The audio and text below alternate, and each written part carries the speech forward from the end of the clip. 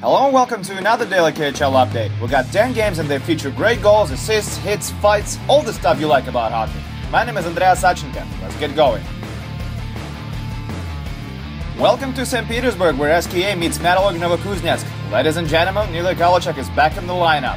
And we're gonna start with a boom, because why not? Ansel Galimov collides with Alexei Nikorovsky and down he goes. What a hit. Shortly after that, Alex Kucherenko sends the puck to the blue line. Alexei Semenov puts it on net and scores 1-0 SKA. Semenov was probably looking for a deflection or a tip-in, but he may as well get a goal. No complaints there. Late in the first, Roman Chervenko runs away for a breakaway and Nikita Loshkin robs him. Fantastic save by the young netminder. Chervenko cannot believe he didn't get a goal there. Second period now, and yet another great save by Loshkin. This time he prevents none other but Ilya Kovalchuk from getting a goal of his own. Great play by Loshkin. A little later, SKA with the man advantage. Kovic drives a hard one on net. Loshkin saves, but Kevin Dublin tucks it in on a rebound. 2-0 SKA. Patrick Torson showed some great hands in tight there. He really made the goal happen with the assist. 3 minutes later, Kovalchuk hits Roman Chervenko to Tony Mortensen. They score! 3-0 SKA. What a touch by Mortensen. The puck was in the air, but he managed to bang it in.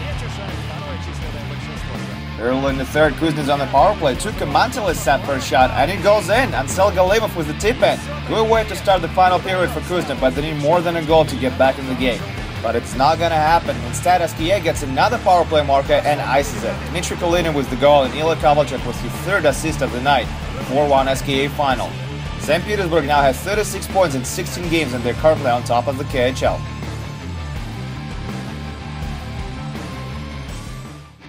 Donbass hosts Medvedchuk, and the visiting team gets on the board first as Patrick Bjorkstrand beats Michael Layden with this wrister and gets his second of the season, 1-0 Medvedchuk. A little later they get a 2-minute advantage. Curtis Foster feeds Bill Thomas for a shot and he one-times it home, 2-0 Medvedchuk. Great shot by Thomas. It was a rolling puck and the angle was pretty rough, but he placed his shot impeccably.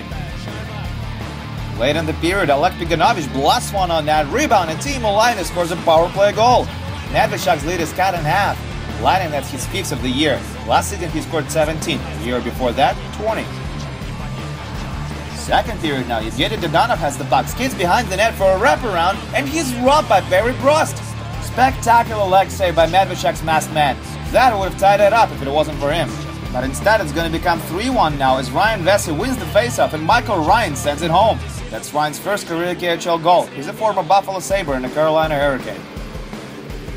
Third period now, Václav Nedoros has the puck behind the net, feeds Peter Virtanen in front, and he scores! It's a one-goal game again as Virtanen scores his second of the year. Donbass is still trailing though. 2 minutes later, Medvedchuk is on the offensive end. Bjorkstrand shoots, rebound, Andrew Murray takes a few swings at it and gets rewarded with the goal. May not be pretty, but you know the coaches love goals like that just as much. 4-2 Medvedchuk. Donbass pulls Layton for an extra attacker, but that only leads to Thomas' second of the night. 5-2 Medvedchuk, and that's going to be your final. After losing 7 in a row, Medvedchuk now enjoys an 8-game winning streak, and they're now third in the West with 28 points.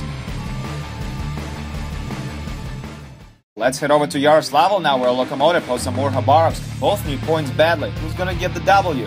First period, Mikhail Klimchuk gets on a breaker, but he's slashed, and we get to see a penalty shot. He skates in, waits for Curtis Sanford to make a move, but it gives him nothing. Still zip on the board after that. Second period, Jan Mursak carries the puck and down he goes after getting hit by Mikhail Pashnin. Mursak is down and Mikhail Fisenko jets to the rescue.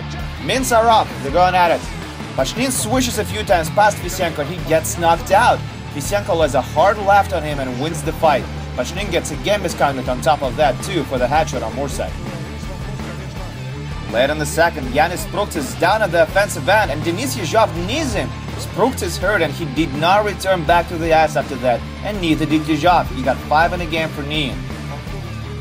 And this one is going to have to be decided in a shootout. Dmitry Tarasov starts for Amur, and he scores! Danil Apalkov shoots for Loko, ties it up, 1-1. It's Yakov Petržalik's turn now, backhands it in, 2-1 Amur now. Vadim Hlapotov has to score now, but he hits the post, it's over! Amur gets a W on the road. Amur gets the 4th win this season. After 14 games, they have exactly 14 points. Red Army meets Metalurg Magnitogorsk in Moscow, and even world-famous boxer Alex Povetkin is in the stands for this one. First period, Magnitka gets fooled by a weird bounce. Vladimir Zherkov may get on a partial breakaway, but Vasily Koshkin comes out of the net and covers up the puck in the right circle. Unorthodox? Sure. Effective? You bet. Midway through the second frame, the puck is losing Radarmy slot. Sergei Mazakin gets to it first, and he wrists it home, 1-0 Magnitka. Mazakin nets his 7th of the season. He doesn't top the league in goal scoring like he did last year, but he's only a couple of goals behind anyway. Early in the third, now Lyubimov battles for the puck along the boards. He wins it for Dmitry Ogurtsov. He feeds Alexa Prigin in front, and he scores! That's a thing of beauty, 1-1. You can tell Alexander Radulov likes what he sees. Saprykin is an old friend of his, and that's his 3rd of the season. This one is going to have to be decided in a shootout as well. Radarmy swaps Steiner for Ilya Proskurikov like they normally do, and he doesn't fail them.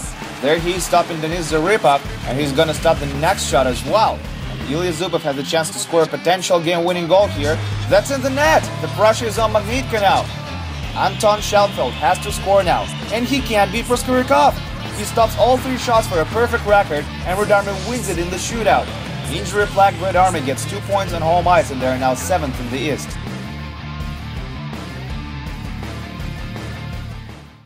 We're in Bratislava, Slovakia now, where Miroslav Kopra-Zhiba and Slovan go up against Alexei Volkov and Salavat Yulayev. Late in the first, the puck bounces to Salavat's blue line. Jonathan Sigalet gets it, winds up, shoots and scores 1-0 Slovan. Sigalet scores his 1st of the season. He scored 345 games last season. He's in his 2nd year with Slovan. Salavat gets it back 3 minutes later as Artur Kulda puts it on net. Save made, but the puck is still loose and Igor Dubrovsky puts it in, 1-1. Dubrovsky scores in his 2nd game in a row. This is his debut season in the KHL. He was great on Salavat's junior team and decent enough on their farm team as well. No scoring after that, so we head straight to the shootout. Juraj Miko shoots first for Slovan. That's stopped by Alexei Volkov. Igor Mironov gets the nod for Salavat.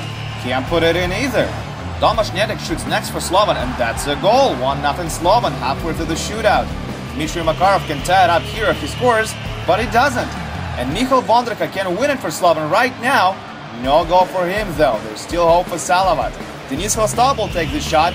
No! Slovan wins it in overtime. That's their 6th win in 14 games, and they're still last in the East. But at least they're moving in the right direction now.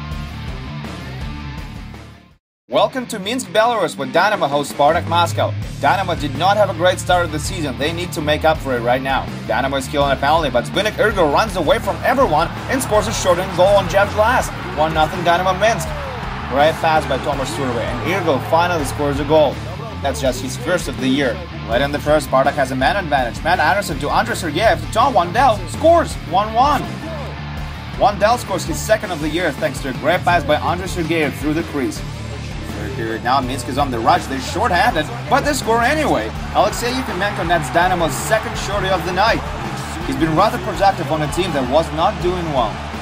Less than 4 minutes later, Dynamo has a 3-on-2 rush. Alexei Kaluzhny feeds Alex Materukhin, and he scores 3-1 Dynamo Minsk. Materukhin scores his 1st of the season. He played junior hockey in Quebec for the Acadie Bathurst Titan. That's his 1st game for Minsk as well. That's gonna do it. Minsk wins their 3rd game out of the last 4. Spartak falls out of the playoff zone as they lose their 4th game out of the last 5. Veteran Sandis Olzhins finished a neat tic-tac-toe play midway through the 3rd period to leave Dynamo Riga over Neftekhimik 2-1.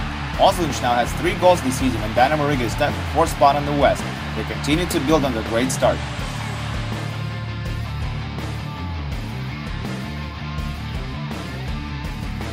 Lev Prague shrugged last year's runner-up Tractor with a 7-2 win. Moreover, all 7 goals were scored by 7 different players. With these 3 points, Lev is now tied for 4th in the West, while Tractor is out of the playoff zone in the East. Although they're still missing Evgeny Kuznetsov, who is sidelined with an injury.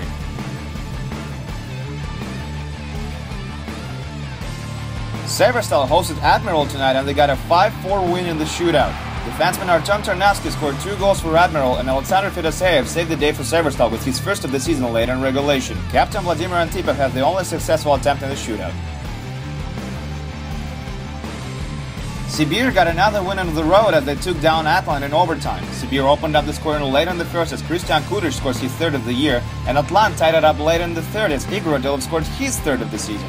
Alex Kutuzov scored the game-winning goal just 44 seconds into the extra frame. Yuri Lecter was the most productive man on the ice with 2 assists. And that's it for your daily KHL update. Don't forget to like and share this video and hit us again soon. My name is Andreas Sachenko. See you tomorrow.